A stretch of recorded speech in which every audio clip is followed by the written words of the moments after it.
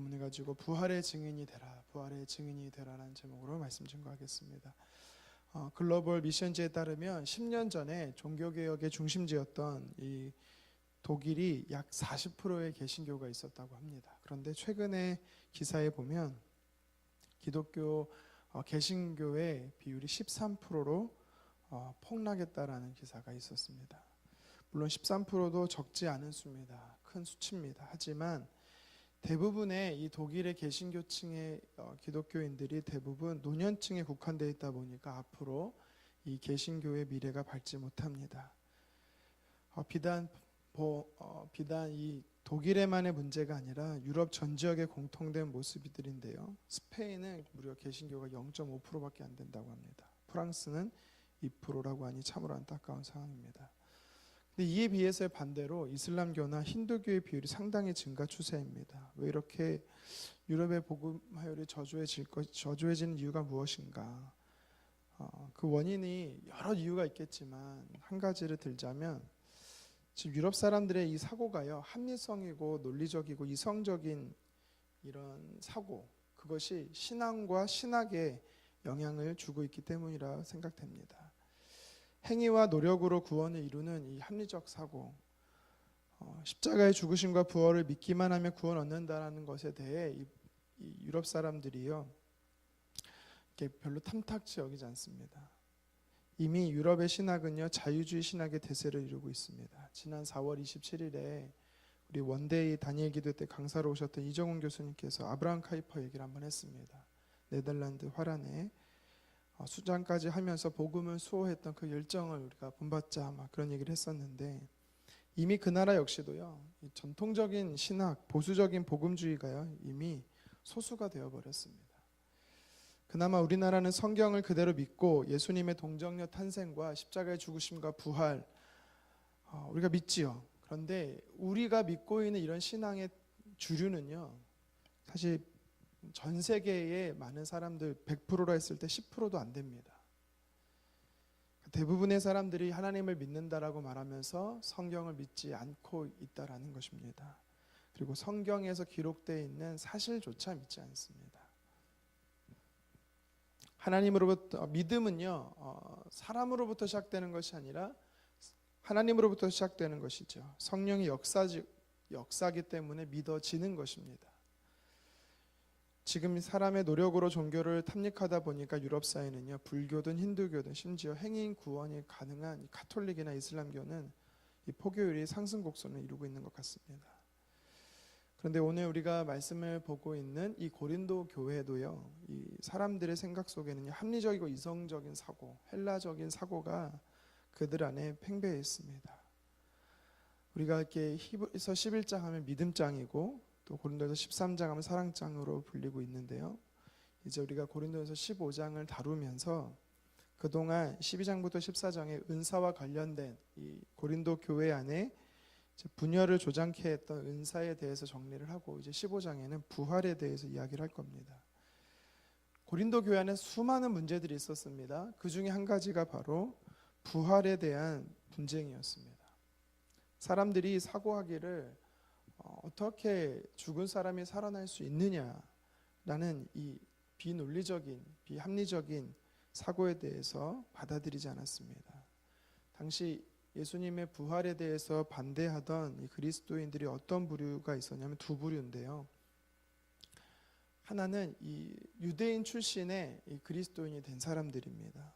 그 중에 이제 사두개인 출신들이 있는데, 이 사두개인들은요, 천사도 그리고 예수님의 부활도 믿지 않았던 사람들입니다. 또 한 부류가 누구냐면 바로 이제 헬라적 사고 속에 있었던 사람들입니다.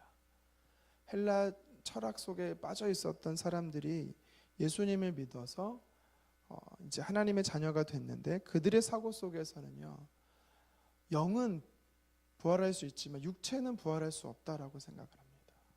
그러니까 이 두 부류의 사람들이 고린도 교회 안에서 예수님의 부활에 대해 그렇게 사도 바울이 1년 6개월 동안 가르쳤음에도 불구하고 그 말씀을 믿지 않고 계속해서 교회 안에서 분쟁을 일으켰던 것입니다.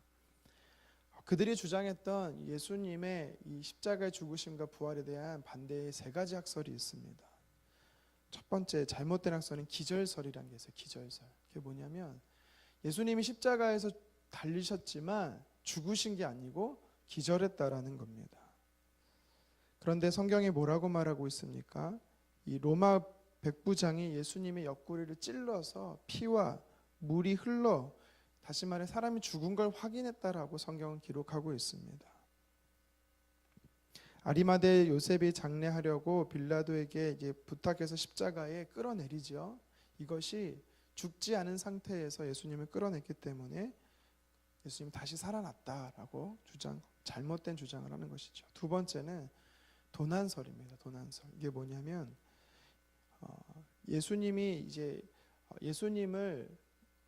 무덤에 이제 두고 큰 돌로, 약 한 2톤이나 되는 큰 돌로 그 입구를 막습니다. 성경에 보면은 그 앞에 군사들을 지키게 했다라고 말합니다. 그러니까 성경은 한마디로 말해서 도난을, 그러니까 누군가 훔쳐갈 수 없다라는 것을 보여주는 거죠. 하지만 이 당시 로마인들과 유대인들은요, 예수님의 시체가 부활한 것이 아니라 도난당했다라는 잘못된 학설을 퍼뜨렸던 것이죠. 마지막 세 번째가 환상설입니다. 이것이 뭐냐면 사람들이 예수님을 너무 사랑한 나머지 예수님을 환상 속에서 봤다라는 겁니다. 그런데 오늘 5절과 6절의 성경은 뭐라고 말하고 있습니까? 베드로부터 시작해서 12제자, 그리고 심지어 500여 형제들이 예수님의 승천하시는 모습을 직접 봤다라고 이야기하고 있는 것입니다. 예수님께 부활과 승천을 직접 보았다라는 것입니다. 자, 이렇게 잘못된 주장을 교회 안에서요 퍼뜨림으로 인해서 예수님의 십자가의 죽으심과 부활에 대한 이 복음의 정수를, 복음의 핵심을 식사시키고 있었던 것입니다. 분쟁을 일으켰던 것입니다. 자, 그래서 오늘 바울이 성경에 뭐라고 말하고 있습니까? 3절과 4절 우리 같이 한 목소리로 한번 읽어보도록 하겠습니다. 내가 받은 것을 먼저 너희에게 전하였노니 이는 성경대로 그리스도께서 우리 죄를 위하여 죽으시고 장사 지낸 바 되셨다가 성경대로 사흘 만에 다시 살아나사. 아멘. 바울은요 다시금 이 복음을 이 고린도 교회에 전하고 있습니다. 바울이 전하는 복음의 핵심은 두 가지입니다. 무엇입니까? 예수 그리스도가 십자가에서 죽으셨다라는 것입니다. 나의 죄를 위해서, 우리 죄를 위해서, 죄 씻음을 위해 죽으셨다라는 것이죠. 근데 그것으로만 그치지 않았습니다. 바울이 이야기하는 건 한 가지가 더 있었습니다. 그것이 무엇입니까? 바로 부활이었습니다. 부활. 요한복음 5장 39절에 이렇게 예수님 말씀하십니다. 성경은 곧 내게 대하여 증거하는 것이로다. 무슨 말입니까? 창세기 1장부터 계시록 22장 마지막까지 성경에서 구속사적 해석, 다시 말해 하나로 관통할 수 있는 것이 있는데 그것이 뭐냐? 바로 예수 그리스도라는 것입니다. 그 예수 그리스도에 대해서 더 정확히 말하면 예수 그리스도의 십자가의 죽으심과 예수 그리스도의 십자가에서 다시 살아나시는, 무덤에서 이기시는, 승리하시고 이기시는 것에 대해, 부활에 대해서 이야기한다라고 말합니다. 십자가 없는 부활과 부활 없는 십자가는 복음이 아닌 것입니다. 오늘 이 부분에 대해서 다시금 바울은 이야기하고 있는 것이지요. 심지어 이 제자들이요, 가룟 유다가 예수님을 부정하고 죽고 나서 제자를 한 명을 더 뽑습니다. 그것이 이제 사도행전 1장 22절에 나오는데 제자를 뽑는 기준이 있어요. 어떤 사람을 예수님의 제자로 뽑는가 봤더니 뭐라고 성경이 말하고 있냐면 우리와 항상 함께 다니던 사람 중에 하나를 세워 우리로 더불어 예수의 부활하심을 증거할 사람이 되게 하여야 하리라 하거늘. 무슨 뜻입니까? 예수님과 함께 했던 사람뿐만 아니라 예수님의 부활을 증거하는 사람을 제자로 세웠다라는 것입니다. 여러분, 이 사실은 우리에게 도전하는 것이 있습니다. 무엇입니까? 진짜 예수님의 제자는 누가 예수님의 제자냐? 예수님의 십자가의 죽으심과 함께 다시 살아나심을, 부활을 믿고 순종하며 증거하는 사람이 예수님의 제자다라고 오늘 성경은 우리에게 도전하는 것입니다. 교회 안에서 얼마나 좋은 직분을 맡고 있느냐, 얼마나 헌신하고 있느냐가 중요한 것이 아니라 내 삶의 현장 속에서 살아나신 예수님을 증언하는 자, 십자가의 죽으심과 부활을 증언하는 자, 그가 바로 예수님의 제자인 것입니다. 오늘 이 새벽에 저와 여러분들이 정말 예수님의 살아나심, 부활하심을 증언하기를 주님의 이름으로 축원합니다. 계속해서 3절 4절의 말씀에 보면 성경대로라는 말이 나옵니다. 예수님의 죽으심도 성경대로였고 예수님의 다시 살아나심도 성경대로였습니다. 그러니까 바울이 얘기하고자 하는 것이 무엇입니까? 역사적 사실이라는 것입니다. 만들어낸 것도 지어낸 것도 허구도 아니고 사실이라는 것입니다. 그가 이제는요 실제적인 예를 들고 있죠. 5절에서 8절에 보니까 예수 그리스도의 부활의 모습을 베드로부터 시작을 해서 제자들 그리고 500의 형제들 그리고 예수님이 십자가에 달려 돌아가실 때는 친동생이었던 야고보, 사도 야고보도 있지만 사도 야고보가 아닌 형제 야고보, 그가 예수님을 믿지 않았었습니다. 그런데 예수님의 부활을 보고 나서 그는요 예수님을 믿게 되었고 또 초대교회의 대표가 되었습니다. 리더가 된 것이죠. 그러면서 지금 예수님의 살아나심을 본 많은 형제들을 통해서 고린도교회 성도들을 향해서 너희가 논증해보라라는 것을 이야기하고 있습니다. 확인해보라는 것입니다. 부활을 확인해보라는 것입니다. 고린도교회 성도들 안에 계속해서 복음의 핵심을 희석시키자 바울이 복음의 한 증인들의 이야기하고 있는 것이죠. 저와 여러분들은 직접 예수님의 부활을 목격하지는 못했지만 우리는요 살아나신 예수 그리스도에 대한 믿음을 성령께서 우리에게 주신 줄 믿습니다. 우리가 보고 믿는 것은 아니라 보지 않고 믿었지만 그것이 더 큰 믿음인 줄 알고 저와 여러분들이 예수 그리스도를 살아나심을 증언하는 제자가 되기를 간절히 원합니다. 바울은요 10절에 자신을 순전히 하나님의 은혜다라고 이야기를 하고 있습니다. 이제 자신의 이야기를 하고 있는 것입니다. 많은 증인들을 이야기하고 이제 자신이 진짜 산 증인임을 이야기합니다. 바울이 순전한 하나님의 은혜다라고 말하는 것은 왜 그렇습니까? 그가 어떤 사람이었습니까? 바울이가 너무나 잘 알죠. 사울이라는 그 이름을 가지고 있을 때 그는요 다메섹 도상에 예수 그리스도를 믿는 자들을 죽이기 위해서 잡아 감옥에 넣기 위해서 당당하게 가고 있었습니다. 하지만 태양보다 더 밝은 예수 그리스도의 빛이 그에게 임했습니다. 살아나신 예수 그리스도, 부활하신 예수 그리스도를 그가 만나고 나니 그가 어떻게 변합니까? 모든 것을 해로 여기고 오직 예수 그리스도 복음 외에는 자랑하지 않겠다라는 이러한 놀라운 180도의 삶의 변화된 사람으로 자신이 변했다라고 증거하고 있습니다. 참으로 바울이 예수님의 제자입니다. 참으로 바울이 그리스도의 사도입니다. 왜입니까?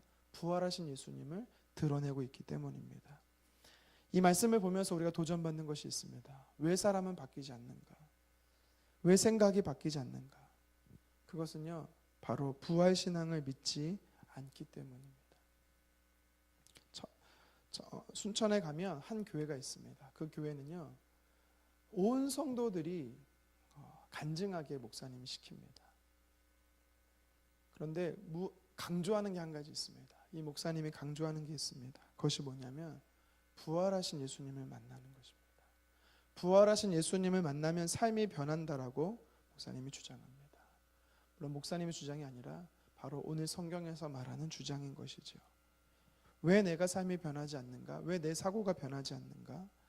그것은 바로 십자가에 고난당하신 예수님뿐만 아니라 이제는 살아나시고 우리 삶을 다스리시는 그 부활하시는 예수님에 대한 우리가 확신이 부족하기 때문인 거죠. 바울은 뜨거운 가슴을 가지고 복음의 정수를 고린도 교회 성도들에게 다시 도전하고 있습니다. 감히 자신을 사도라 칭함을 받을 수 없는 부끄러운 존재라고 여기며 그러나 그런 자신도 부활하신 예수님께서 하나님 자녀 삼아 주셔서 부활의 증인으로 사도로 제자로 세워주신 것이 얼마나 큰 감동이고 감격인지 모른다라고 도전하고 있습니다. 오늘 이 아침에 이 말씀을 붙잡고 저와 여러분들이 부활하신 예수 그리스도를 증거하는 확신 속에 살아가되 부활하신 예수 그리스도를 증거하는 하루 되기를 주님의 이름으로 축원합니다. 기도하겠습니다.